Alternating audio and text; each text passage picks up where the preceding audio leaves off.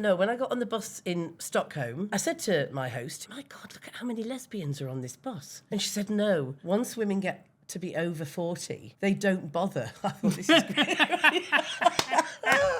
They stop caring. And I decided that I would research an article, men who had been caught having sex with inanimate objects. Obviously, there was one that was a vacuum cleaner. But that, again, that's old hat. Well, you don't want to be doing the stuff that other men have done, tried and tested, and you certainly don't want to be trying to shag a vacuum cleaner hose. Well, I assume so anyway. I don't know enough about the sexual habits of men. I'm glad you're looking at me, Julie, when you say that. I was doing stand-up comedy in Austin, Texas, and I met a comedian because he's not broken through and blah, blah, blah. He goes, how do you make most of your money? He goes, OnlyFans. He doesn't show pictures of his face, feet, whatever, just his dick. Makes $4,000. Is it unusual in some way, his penis? I don't know. It's Well, haven't you seen it? No, that is not what we do in the green room.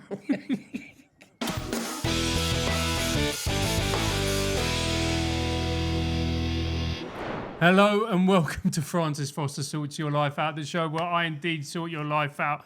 I've been so excited by this one, I can't tell you. It's one of my favourite people. It is the inimitable Julie Bindel. Hello. Hi, Francis. How are you? I'm very good. Are you ready to sort people's lives out? Always. Because you're a bit of an expert on it on your podcast, aren't you? On the Lesbian Project podcast, Kathleen Stock and I have a dileser, we call them, every week. And I think that we've made a huge difference to a number of women's lives. I'm not sure which way, but I think we've probably made a difference. And what type of dilemmas get presented to you? Matters of the heart. Really? Yes. And sometimes it's about which removal company do I use to export me and my cats from the 7-year breakup that we're currently going through. We've just got together and I'm just booking it now for 7 years hence. Because if you start breaking up as a lesbian, it's pretty much 7 years before you actually do work out who's having the cats. Or in recent years, the kids. And yeah, it's all manner of problems that we get served with. That's so interesting because, you know, it is a stereotype. You know, I've heard a lot of lesbian comedians make the joke. You meet someone after a week, you move in on the second, you're married on the third, you then hate each other after 4, or whatever it is. Is that true? I don't know about the hate, because lesbians feel obliged to stay friends. Yes. So what happens if you have lots of breakups is that you then have to become best friends with your ex. And then you see you've got somebody else who comes in to live with you, and she's best friends with her ex. And then often the two exes get together, and then they're best friends when they split up. So what you've got is a bit of a Amish community building up as soon as you get together and break up. But I mean, the old joke was always, what does a lesbian bring on her first date? It's her toothbrush and her cat. And then, of course, by the second date, it's definitely booking the Pickford's removal van. Right, there we go. Because, you know, I find that quite admirable, actually, wanting to stay friends, you know. It can be. It is admirable, I think. Yeah. But sometimes lesbian breakups are off the scale bad. Off the scale. Okay, so, like, because I'm going through a breakup. Actually, it's been, I mean, not nice isn't the word, but it's been very amicable. Right. But then I do try and stay friends with my exes, but as people have pointed out, I do look like a lesbian, so there might be some... Yeah, there's something in that. So I might be influenced now by... that I've seen it, I can't unsee it. There's a lesbian I know, and you are actual twins. Is it Sue Perkins? It's not Super Kings, no. But somebody similar. Somebody similar. So, so a lesbian breakup can be off the scale. What do you mean by that, bad? Well, the last breakup I had, although to be fair, I was in my early 20s. Okay. Involved throwing her clothes out of the window of the bedroom, followed by a suitcase, and we didn't even live together. So that was just a gesture, really, for the vicar who lived 3 doors away. Yeah. And then I tore up some Madonna tickets that we were going to tout at Leeds Roundhay and threw them out for spite, and then spent the next 2 hours trying to sellotape them together because we didn't have any money. So that kind of thing. Wow. There have been scenes where someone stormed out of the house in the middle of the night. This isn't my breakup. Yeah. realised that they weren't wearing any clothes, gone back to get a sheet to wrap themselves in, and then continued the dramatic running down the street sobbing. It can be quite emotional. It's two women. Yeah. And it's, it's not like men breaking up, gay men breaking up. No, from what I can gather, it's really not like that at all. I imagine with gay lads breaking up, they're pretty much like, I imagine it's pretty much matter of fact, isn't it, with gay lads? I don't know. I mean, I've got some gay friends who've been through painful breakups when they become domesticated. This is what's happened in recent years. The domestication, they've gone from the picket line to the picket fence, let's just say. So there used to be a bit of an edge to the term gay community is meaningless. But to the gay population, recognising that things are not great, we didn't have the same rights as heterosexuals, and so there'd be that campaigning zeal. And it turned into who's done the Marks and Spencer shop for that week, and where are they going to buy a baby from a surrogate in Mexico? So it's all become very different. It has. I've actually got a few gay friends, one in particular, who bemoans how middle class and boring it's all got. He's an older man. He longs for the time, he says. I mean, it's Scott Capurro, so if you know Scott, you know. I do. Yeah, so he says he bemoans the time where he could get picked up by a truck driver and not know whether he was going to end up stabbed or enjoying some of the best sex of his life. Well, and to be fair, to be arrested in a public toilet, I mean, that's all been taken away from him now. Yeah.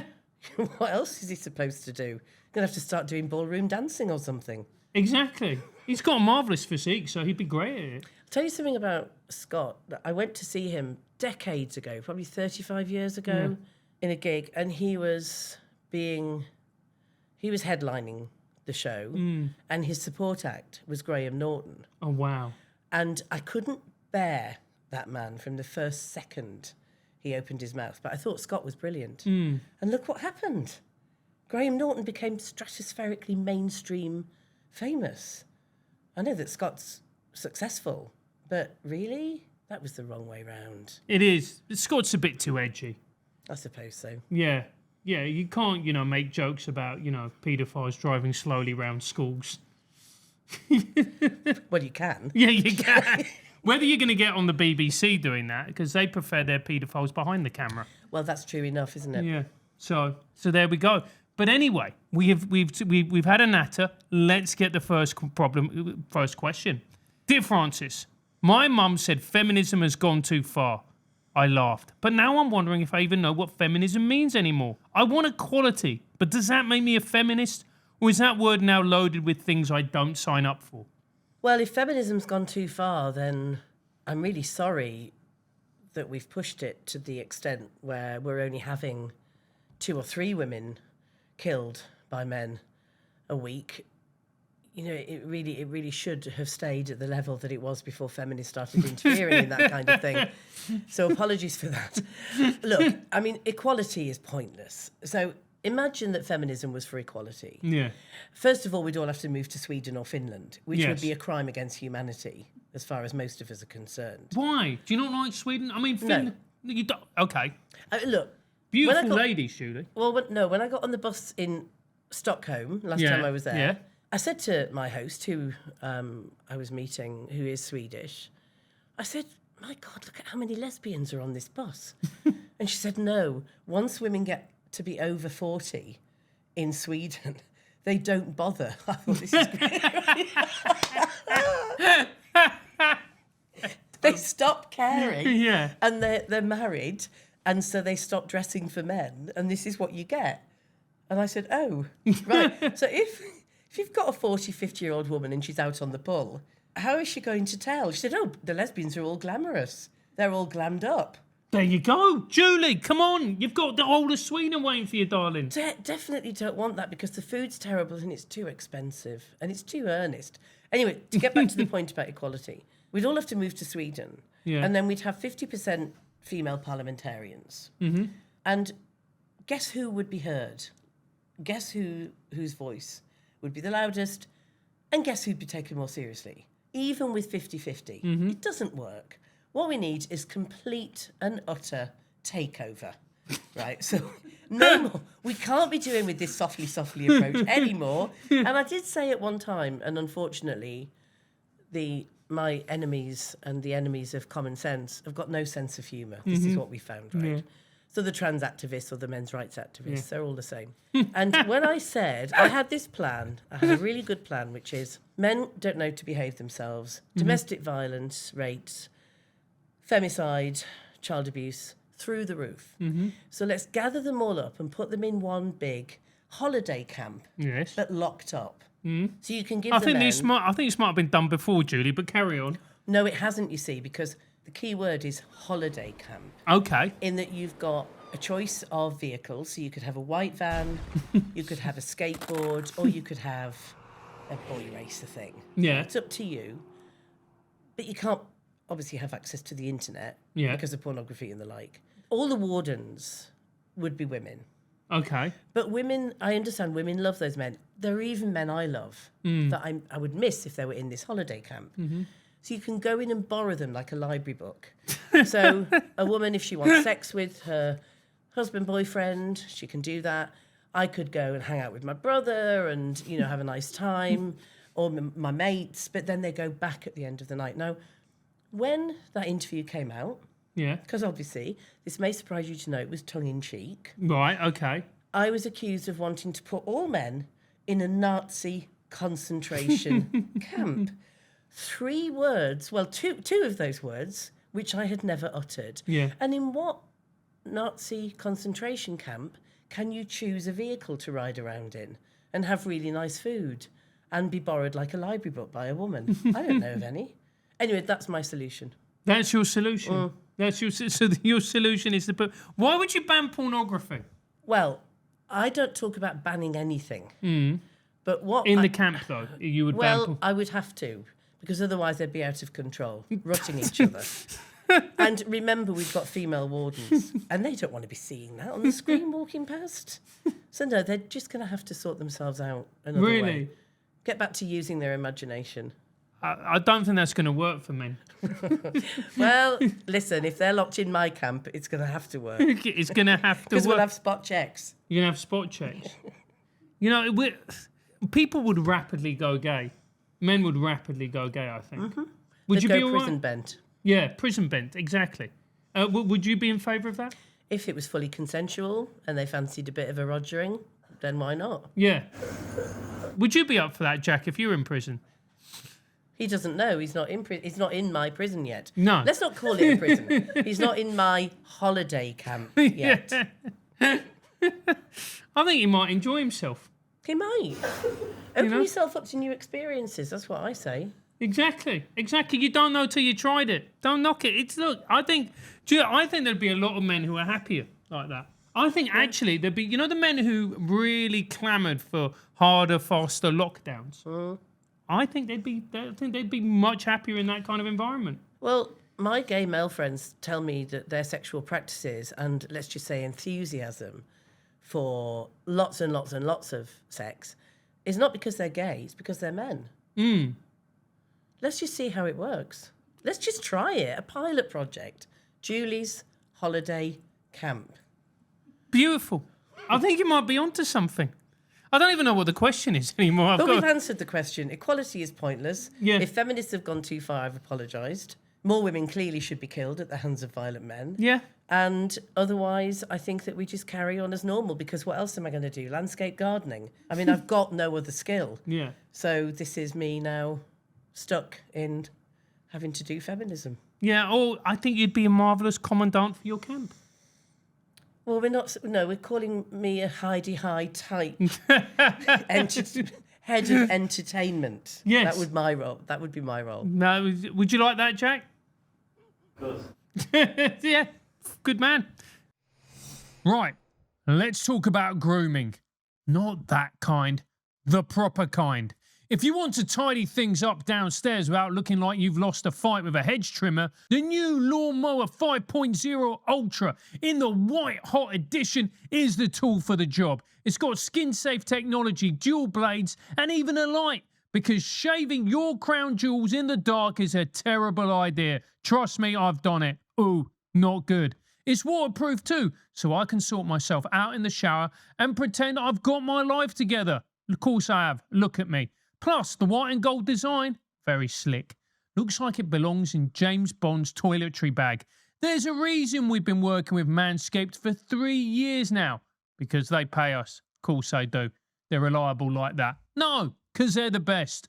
The quality of their products and customer service standards are second to none. Go to manscaped.com and use code TRIGGER15 for 15% off your entire order. That's TRIGGER15 at manscaped.com. Trim like a gent, look like you meant it. Doesn't even rhyme. Dear Francis, there's a brothel operating 2 doors down from my flat. It's discreet, no drama, but my partner wants us to report it.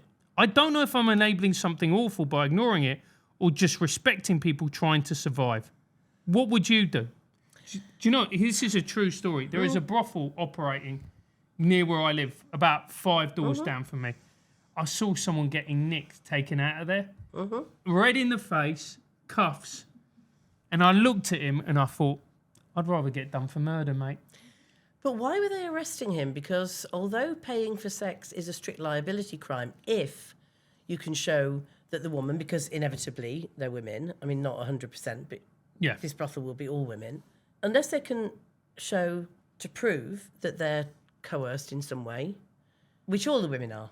I mean, there's coercion, otherwise we'd all be doing it and be happy about it. Men would be doing it at the same level as women, and we'd be advocating for it at St. Paul's School. Well, we are advocating for it, aren't we, at St. Paul's School? Well, no, what I mean is we'd have it on the, what do they call them when you get advice for going for jobs? I had a very bad school. Careers advice. Careers advice. Yeah. It would be, well, you can work in a brothel, that's a really good career, it's great. Be a proud sex worker. So what I would do with the brothel that's operating 2 doors away is that I would have a word with the local authority, the local council, because for sure they've licensed it as something. If they haven't licensed it, then there'll be health and safety issues. No one really effectively cares about the women having sex several times a day with men with whom they don't want to have sex. The cash is the clue. He's having one-sided sex with a woman he knows doesn't want to have sex. And I don't know why men get off on that, but that's a whole other question. But I would have a word with the local council to see if they've registered it as a business, as a massage parlour, a sauna. A clue is, if there's not a massage bed in there, or a sauna, or someone with the qualifications to do that, then it's a brothel, and they've known this and they can close it down. The thing about the women earning money is that we don't say that, do we, about men who are desperate? Well, some would go and sell a kidney. Yeah. We just don't. And so I think that we need to have we need to concern ourselves with whether or not the women can earn money any other way. But my first concern would be, why are men wanting to have sex with largely inanimate objects with women who don't want them? Yeah. I mean, men would have sex with anything, including inanimate objects. Well, I did do some research one day when I was on deadline, and I decided that I would research an article for the future on men who had been caught having sex with inanimate objects.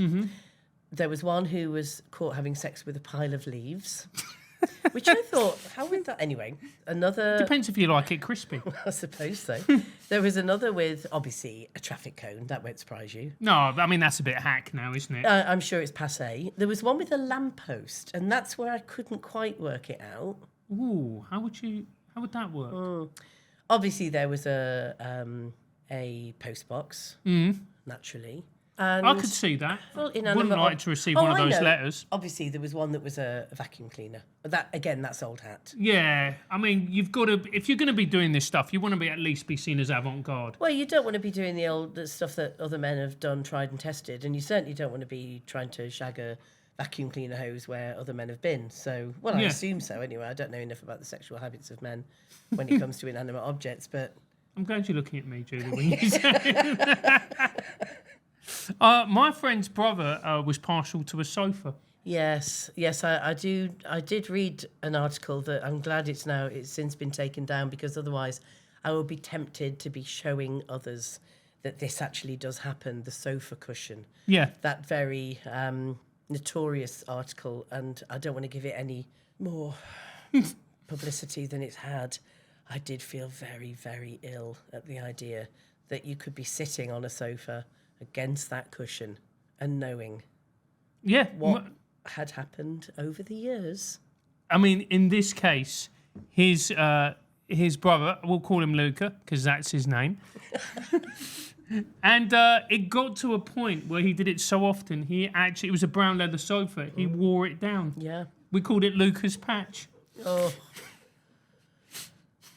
There has to be a better way than this. There does. I am so glad I am not a man.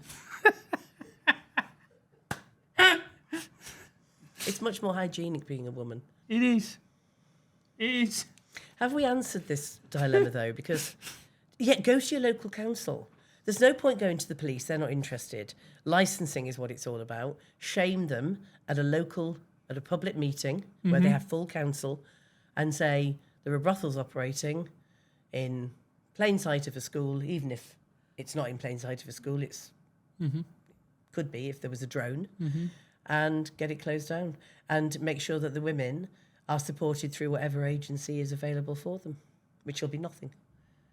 But it's not an answer to leave women in there being abused, because there's an idea that women are either forced at gunpoint into prostitution and chained to a radiator, or that they're all happy hookers with a cleavage you could drive a Ford Cortina down. You know the look. Yep. And she couldn't be happier. And actually, I'm afraid there is nuance. Those stereotypes, of course, they do exist, but they're so rare. Yeah. So we do need to look at the nuance of this. Absolutely, we do. So thank you. And that was nothing if not a nuanced answer. I think we went all over the place with that. It was brilliant. Men should turn to sofas and not women in brothels. Yeah.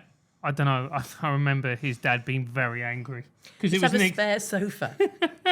You could have a shagging sofa. Yeah. And then you could just have a sofa for the family. Yeah. And never get them confused. And not have them in the same room either. I know. I remember his dad went absolutely ballistic. It was a very expensive brown leather sofa.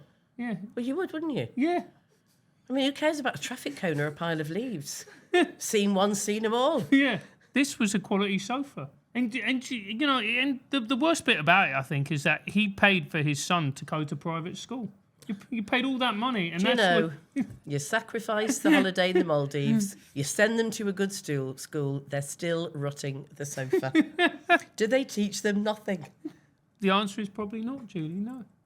Come on, what else have we got, Francis? I need to be tested and taxed. Okay. Dear Francis, I'm reflecting on choices I made in my 20s and 30s. I have a few good men that I let get away. How do I stop living in regret about missed opportunities? How can I move past these feelings and make the most of my life now? Well, I do know how she feels, although for me it wasn't men that I let get away. Although I have to say, I wouldn't have my life any other way.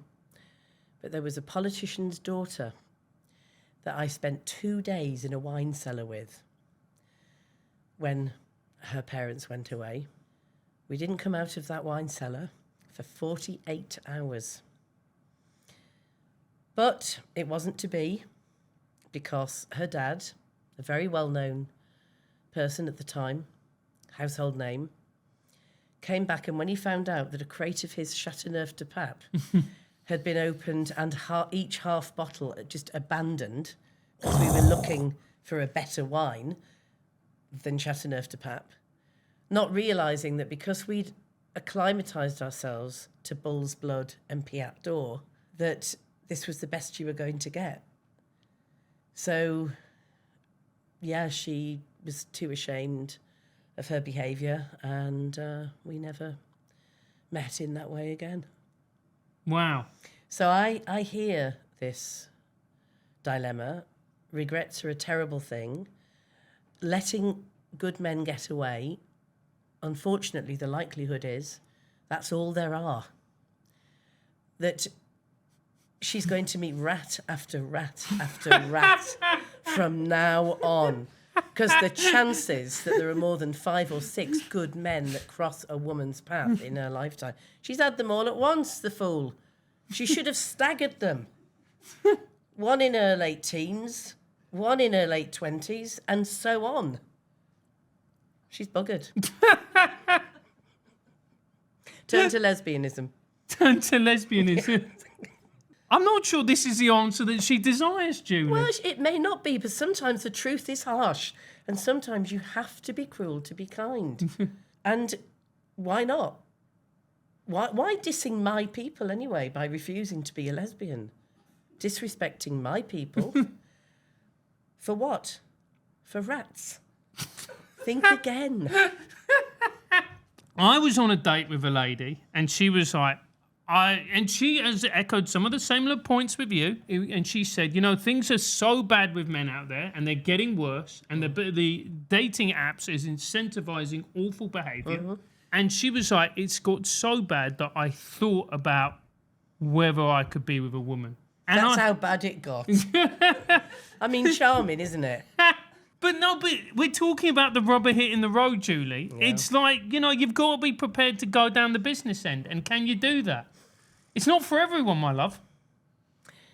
See, the dating apps are incentivized by porn, the porn industry, which has become a terrible force because it's sex education now. Yeah.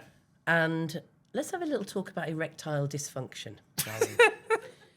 Yesterday, I was at an event, a feminist event, and a woman who I literally have not seen for a decade, a good old friend of mine, we used to joke with each other. We used to go sail quite close to the edge. And she came up to me from behind and said, "Are you still shit in the sack, Julie Bindel?" And before I even turned round, I knew it was her. I remembered the joke and I said, "I'm absolutely terrible." She said, "I've had complaints from Harriet, my partner." Mm-hmm. And I said, "Nothing's got any better. If anything, it's worse." We gave each other a hug. She went off for a drink. And a woman had been standing next to me looking very earnestly, holding my book to sign. And I thought, oh, she won't get the joke. And then I realised with horror, she was from Finland.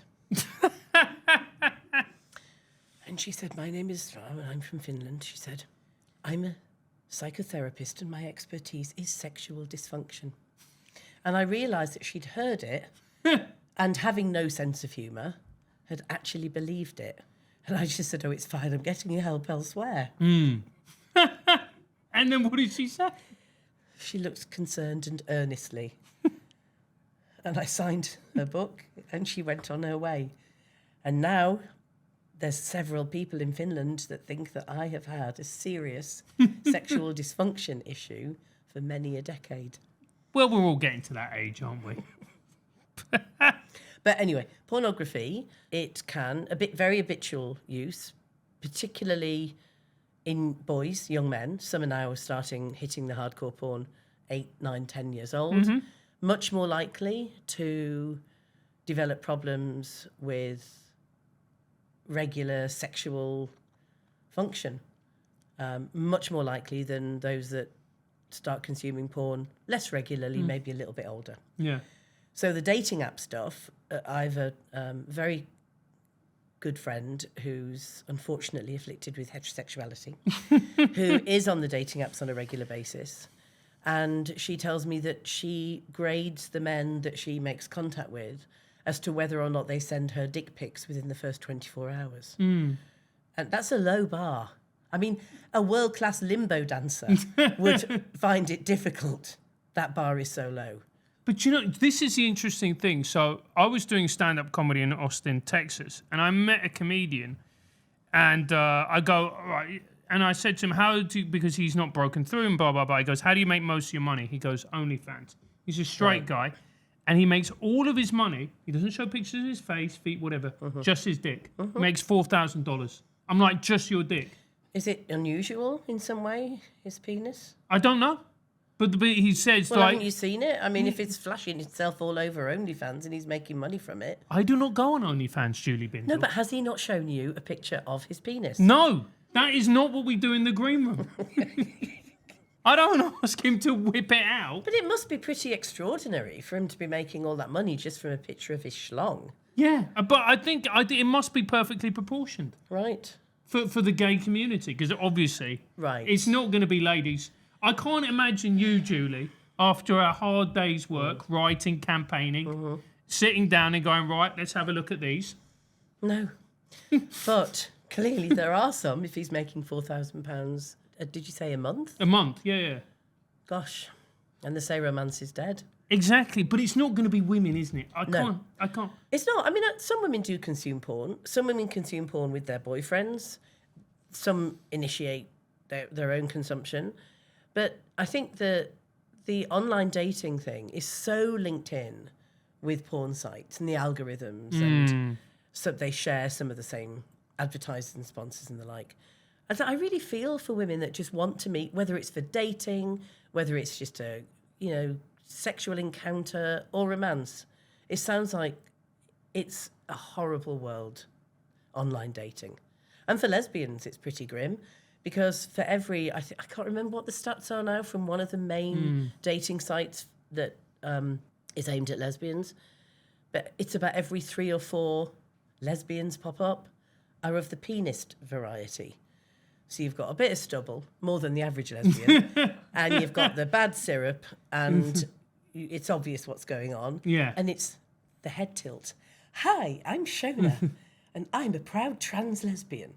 And if these women complain about it, they are told they're transphobic and booted off the site. That's happened to friends of mine. So it's a grim world, and I'm very lucky to be in a long-term relationship and have never, ever had to use those dating sites. Yeah.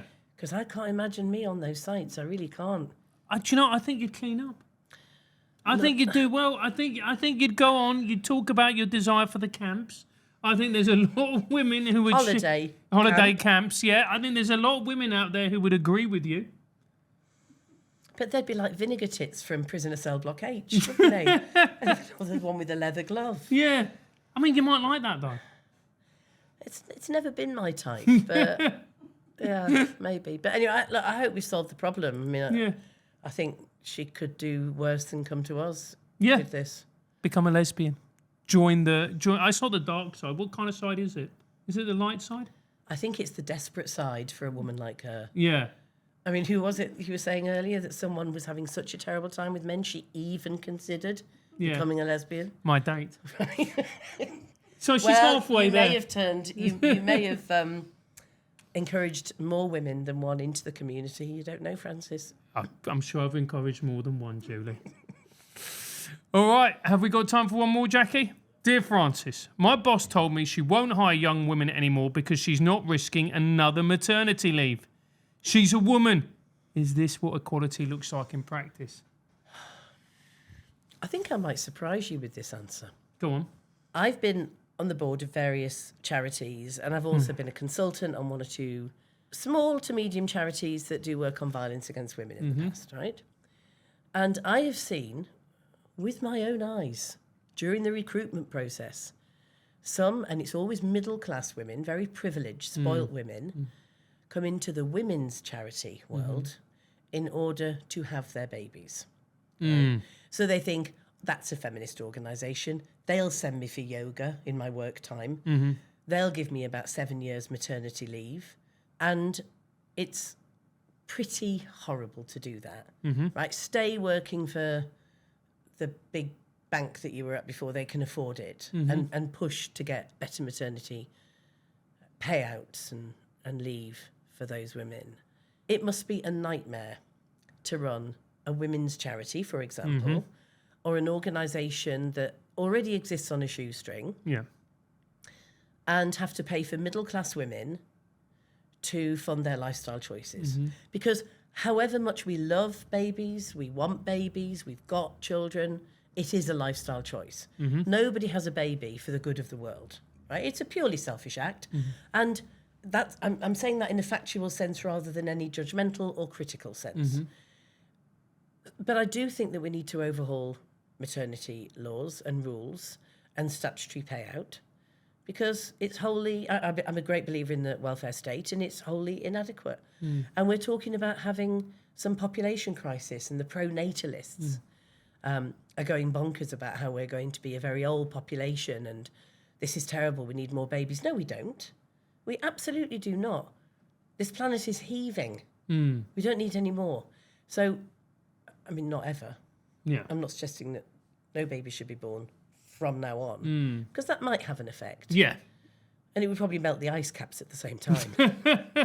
We should just make the Green Party have babies. Just make the Green Party... Yeah, and pay for their own maternity leave. I don't...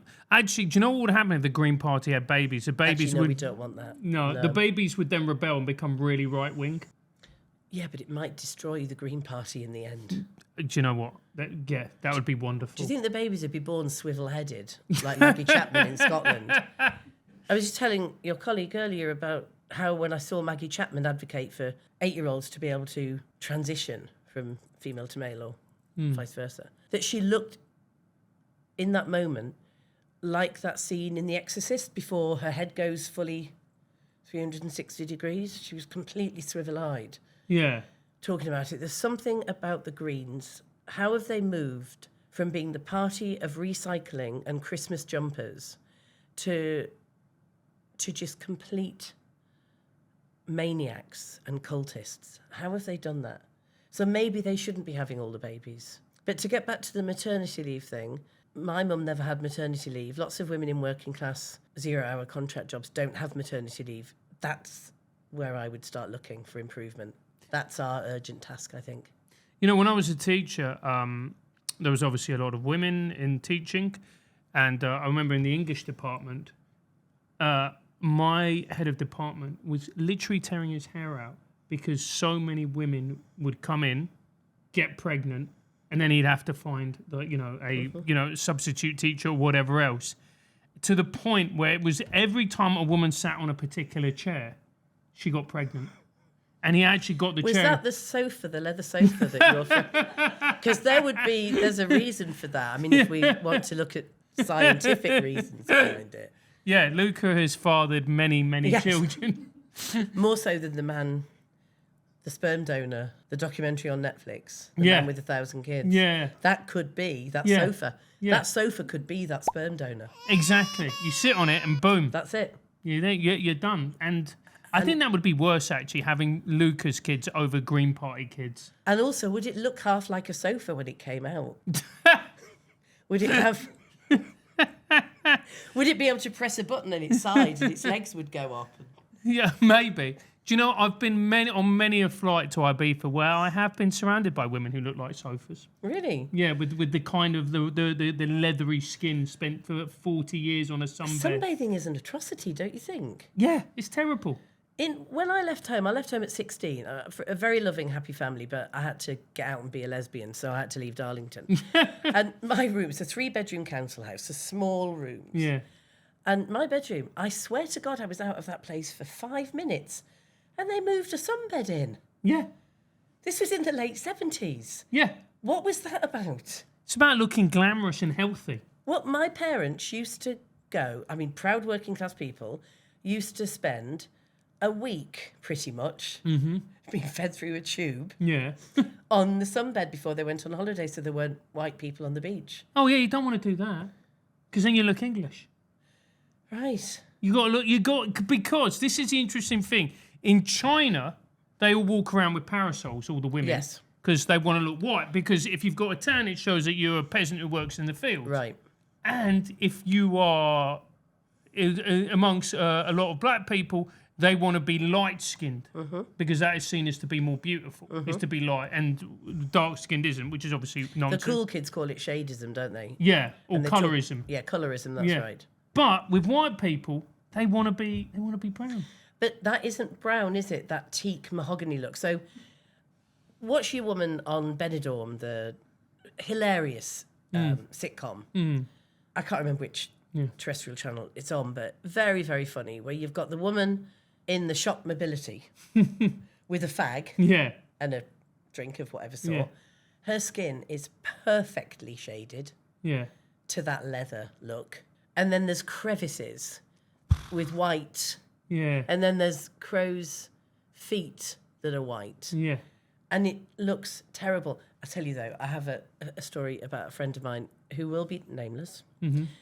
She's a very well-known journalist, and like me, working class origins, done well for herself, decided that she was going to get a spray tan. I think she was going on holiday somewhere. This woman she's quite glam. She's very beautiful, and looks like she's kind of just swept in off some, I don't know, photo Yacht. shoot, whatever. But she's got her own style. Anyway, at the newspaper where she worked, they were having this live event. She was a columnist there, and she was going to be talking to this audience that had signed up and paid quite a lot of money how to become a successful columnist. As she's being spray painted, and apparently you have to stand there naked with just a thong over your bits, and the spray painter is saying, how orange would you like to be? And she says, well, I don't really want to be orange. And as she's saying this, she realised that her phone had been ringing and ringing and ringing. So she stopped and she said, I'm really sorry, I've got to answer it. And it was, where are you? We're all on stage. They're waiting for you to come on and teach them how to be columnists. So she had to get a taxi from one bit of London to the newspaper, where she sat like this, because one half of her was completely white and only one half had been done. I mean, how mad is that? She's never been spray tanned since. So she went up there looking kind of like an Essex Harvey Two-Face. That's exactly what she would call herself. It's quite appropriate. There you go. When she watches this, she'll recognise herself, because who else has had half a spray tan and then gone to a newspaper to do a talk on how to be a good columnist? She couldn't really miss it, could she, the reference? No, she couldn't. She couldn't. And I'm wondering who it is. I'm not going to name any names. I'll tell you afterwards, obviously. She won't mind that. Yeah, fantastic stuff. Julie, what a pleasure it's been. If people want to find you online, if they want to find your journalism, your activism, your books, where's the best place to do that? I've got a Substack, Julie Bindel, Bindel, and I'm on X, Bindel J. Don't send it to J Bindel, because poor James Bindel gets so much grief. He really does. So it's Bindel J, and yeah, and you can also find where I live and come and do me windows in. Perfect. All right, guys, thank you very much for watching and listening. If you liked it, make sure to like and subscribe. Leave a comment. If you've liked it, give us a follow. Tell people if you didn't shut your face. See you next time.